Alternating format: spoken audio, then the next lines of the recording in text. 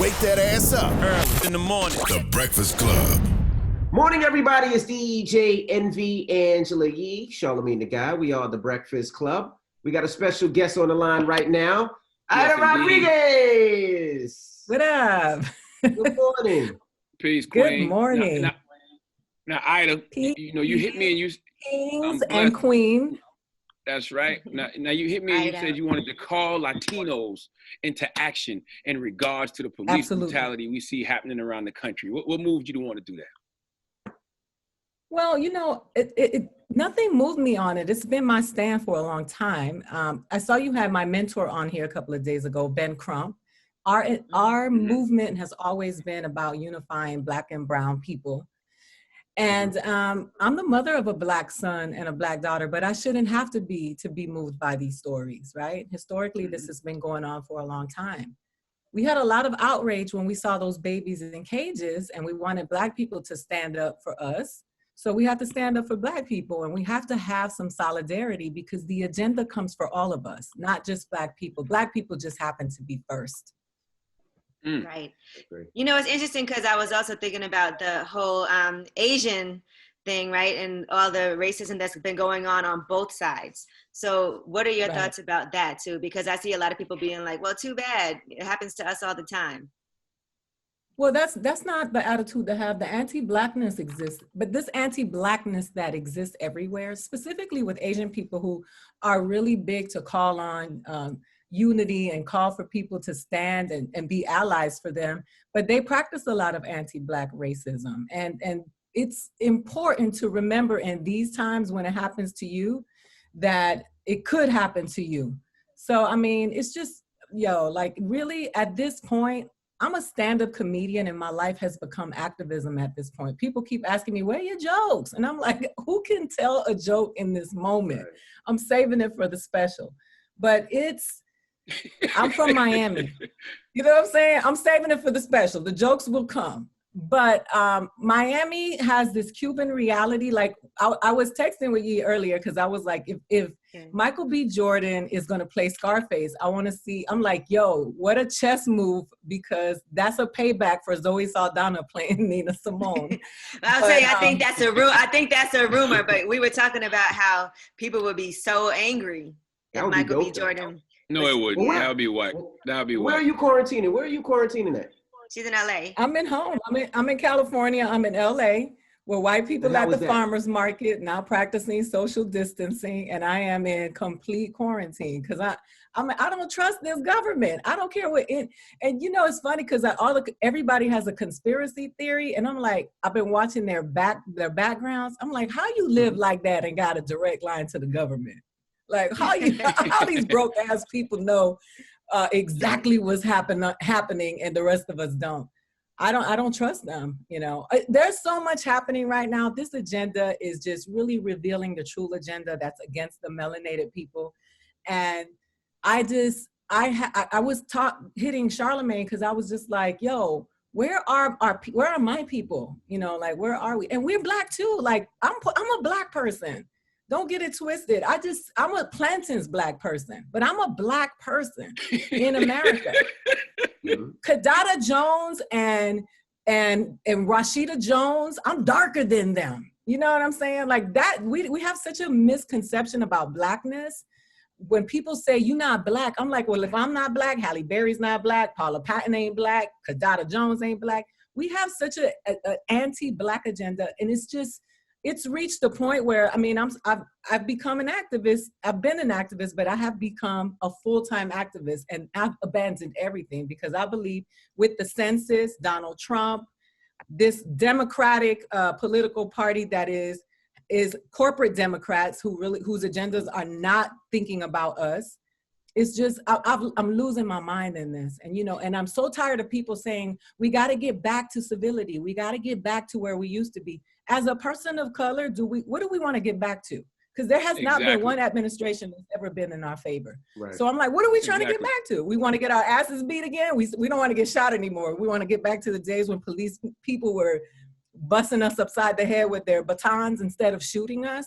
I'm angry. And we got jokes and we want to play on the internet and we want to do dances and TikToks. People are dying every day. A comedian just got murdered yesterday here by the police in LA, Mark Jones. Wow. A comedian? They said they shot him for a traffic stop on the freeway, and they said he was not complying. We don't know the story, so I can only speculate.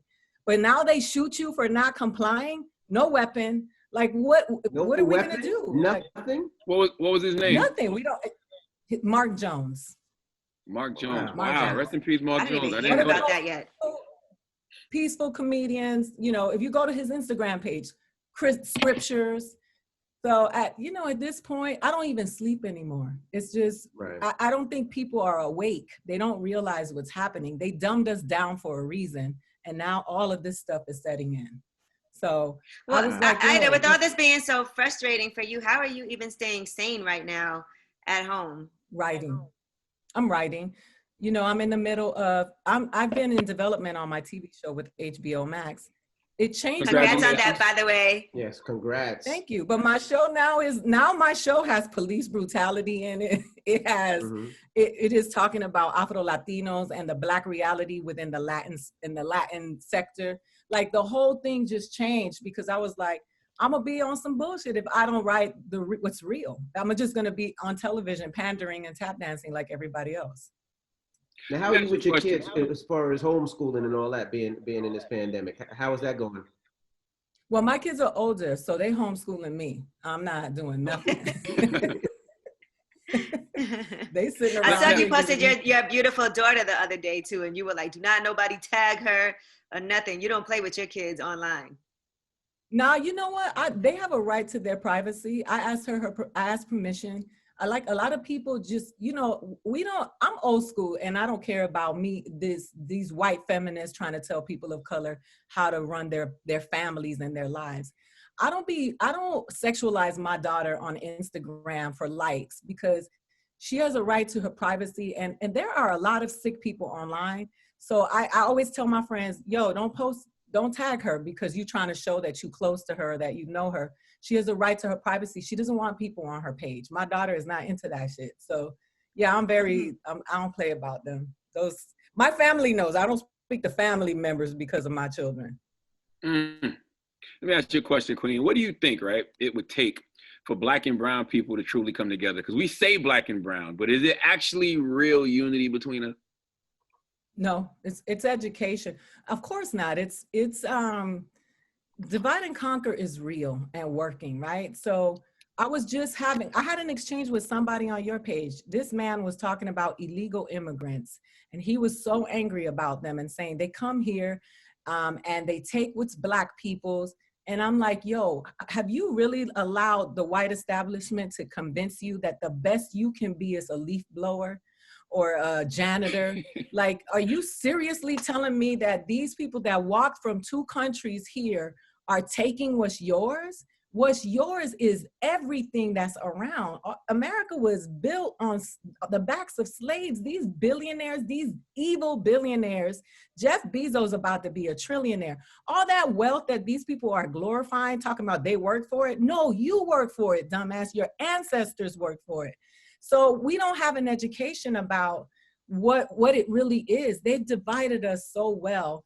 And the truth is that we keep looking at each other and down, and we should be looking up to see who has their foot on our neck. So we have to educate people. We have to really we need to teach financial literacy so that there can be some empowerment. Like that's where I'm working.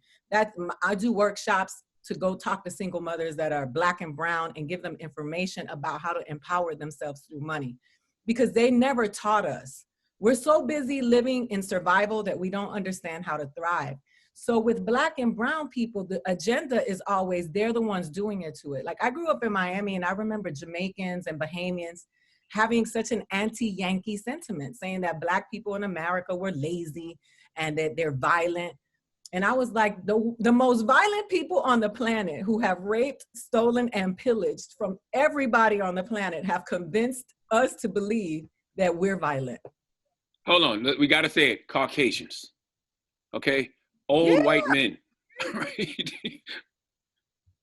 There's nothing wrong with saying that white people have privilege and white people practice racism. It's embedded in the DNA of this country. Absolutely. Now, why don't you think Black and Latino people stand closer with each other? You know, it just, even when I was a kid, you know, I'm from New York, it was always that divide. Why do you think that divide is there?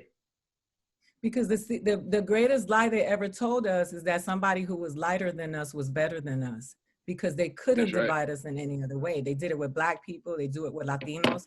So you have Black people being told that, you know, Latin people have more Spanish blood. You can see their colonizer more in them. So they have more value. They have curly hair. You know, the Puerto Rican girls, they'll give you a baby with good hair. All of that rhetoric has been in play for so long that now subconsciously we do that stuff. Like, you have rap songs glamorizing exotic women as if women from Somalia are not exotic. Right. It's just the biggest mind fuck of all time. And it's so alive right now. And when you see all of this hatred that they have been cultivating for so long, you know, it looks like they're trying to cause a civil war. And if we kill each other and we knock each other out, then they don't have to worry about us. And we think about how strong we could be if we were more united and came together when it came to everything, when it comes to voting rights, when it comes to finances, when it comes to all of that. I wanted to ask you something about clinical trials, because I saw you posted about that on your page, and we were talking about that the other day, and we were discussing people who were signing up to do these clinical trials for a vaccine for coronavirus. So I want to know what your thoughts are on that. I think Bill Gates, Jeff Bezos, Jack from Twitter, they should volunteer to get tested for the vaccine.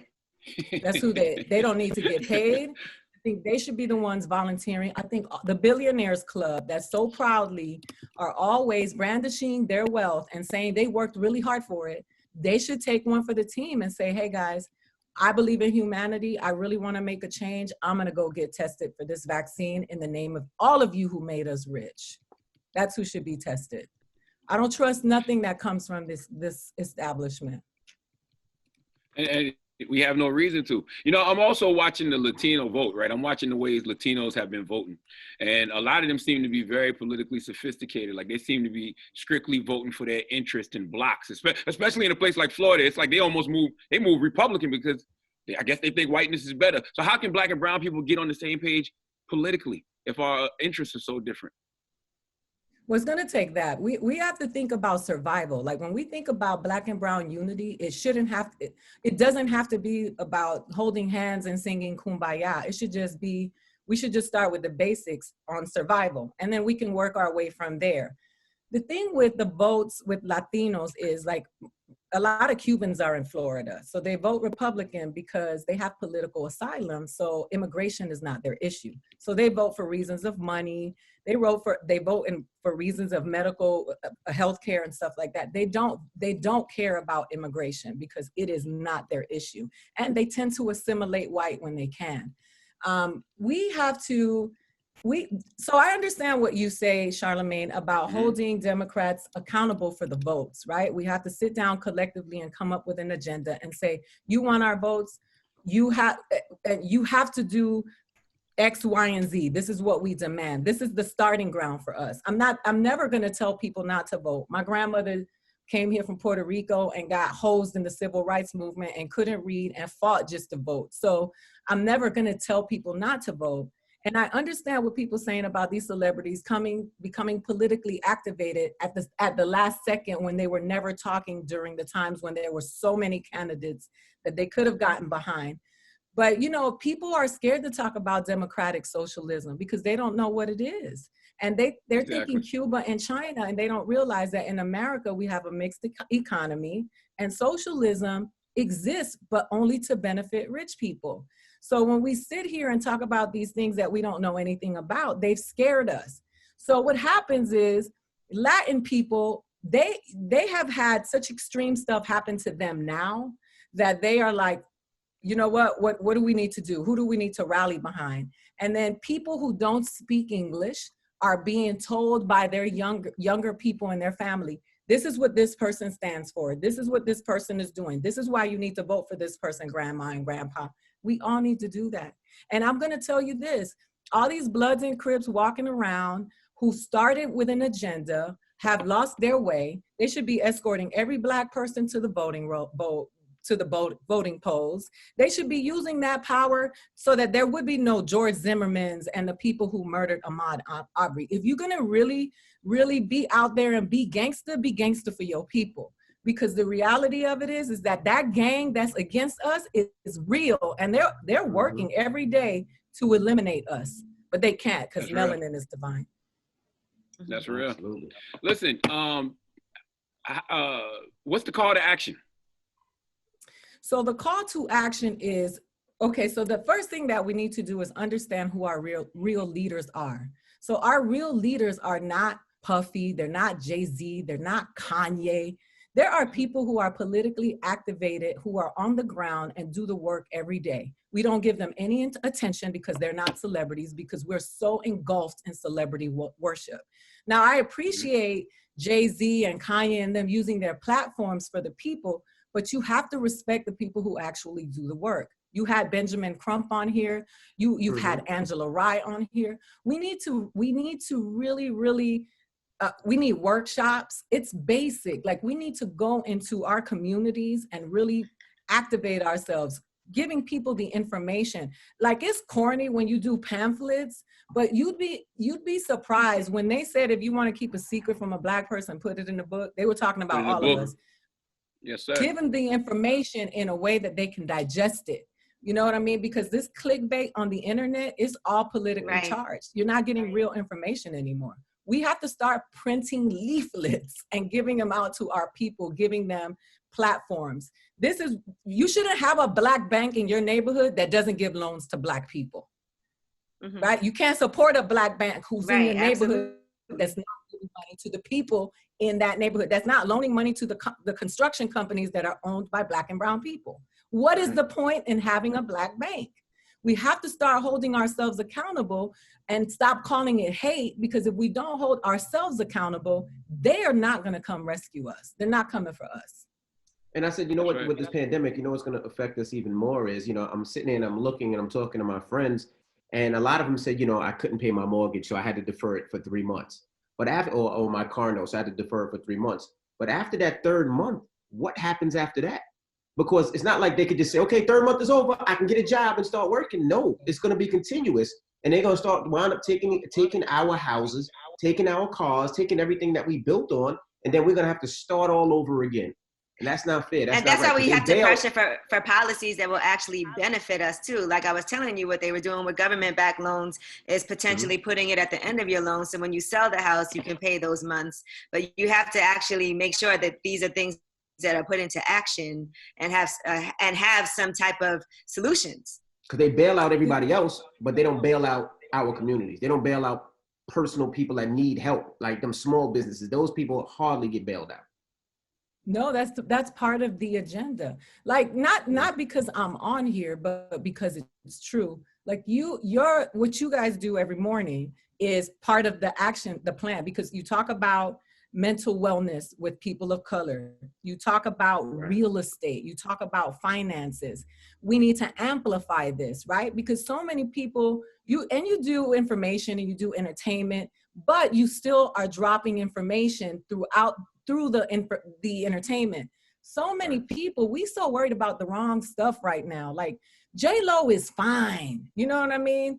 Oprah is fine. But the rest of the people, the actual people who don't have the benefit of wealth and don't have privilege, are the ones who are struggling right now. You go to Amazon and the first thing you see is donate for COVID relief. You about to be a trillionaire and you asking us to donate? That's evil. Right. It's crazy. Evil. I'm on there trying to buy a water purifier, bro, because I'm trying to survive the pandemic, because I don't want to spend thousands of dollars on water that I shouldn't be paying for. It should be a natural resource that is our right. That's how, do you understand the game? Like, they really screwed us. They have mentally screwed us. We are fighting to go back to work to make rich people richer. We will forsake our own health in the name of it. White people are fighting for haircuts, knowing good and damn well they don't get haircuts on a regular basis. They're not trying to get back to no gyms. They're trying to get back to Golden Corral. They want to get back to that country crock honey butter. And you look at these people protesting out there telling us they want to get back to work and they want to get back to working out. Yo, they have really, it's been in play for such a long time. This internet, the media, the images on television, the politicizing, the media, the news, like we are modern day idiocracy. If you've never seen that movie, you should, because you're living. Yep. Yo, I'm doing this. I did this podcast for Deepak Chopra that's coming out, and I talked about that movie, and based around, it's the premise of my whole thing, basically. That movie, Idiocracy. We are in it right now with Luke Wilson and Maya Rudolph, Dak Shepard. Oh my God, yes. We are in that anti-intellectual society right now. The president, Terry Crews, was a reality. Yep. It's unbelievable. Well, Ada, thank you for joining us this morning. And Ida, before you leave, I just got to ask you, what's the plans? Like, I know we talked about this show on HBO Max that's a autobiographical show about you. So their plans, like, what is the date? Do we have anything solid yet? Or are we still working on that? So, you know what, ironically, since I did The Breakfast Club, and it's funny because white people watch The Breakfast Club, I closed my deal on my TV show. I brought Tiffany aboard to executive produce because she gave me a special, so I gave her an executive producer credit on my show because that's what we are supposed to be doing, and that's how we build collective wealth. And so we are in development on the show, and then I have an animated series that I'm doing with ITV Studios, and then today I start a political show. But a lot of things are happening. We'll see what HBO Max does because this show is very controversial. We're talking about why certain people can't use the N-word. We're talking about Black and brown communities. You're seeing Black people speak Spanish. We're talking about police brutality. So we turned it in, and we're waiting on HBO Max to see what they're gonna do with it. Because if I can't do it that way, I don't want it. Oh, so y'all already turned the script in and everything? We turned the script in this week, so we're waiting to hear back from HBO. HBO Max, y'all got to make the right decision. Controversy sells, okay? We don't want nothing weak. We don't want nothing watered down. We want it raw. We want that POV. HBO Max should be able to handle that. Come on. HBO, that's the home of Bill Maher. I believe so. If you can let Bill Maher have that platform, they can let a brown woman like yourself have that platform. Absolutely. Oh, and one more thing. I just want to say, I love everything you're doing, Ida, but I have to say Black and brown people, we will never have unity if they make Michael B. Jordan Scarface. That's just not going to work. They're going to end up remaking. I'm telling you. They let a white man, listen, Al Pacino is one of the greatest actors of all time. But if you speak Spanish, Cuban in that movie. That accent was bullshit. You were like, what is he saying? Wow. So maybe me and Ida are all for it, right? We're all for it. Michael B. Jordan and Scarface. Listen, I'd love to see it. Takes that jacket off, I'm all in. All right. When they remake New Jack City with Nicky Jam playing Nino Brown, y'all gonna be tired of all this goddamn. Nicky Jam is his own Nino Brown right now on Netflix. Yes, he is. There ain't never gonna be another Nino Brown. Mm-hmm. All right. The Nicky Jam series is amazing on Netflix too. The life that he lived, boy. That's dope. Dope. All right, I love y'all. Keep doing what y'all doing. Appreciate you checking in. All right, it's the Breakfast Club. Good morning.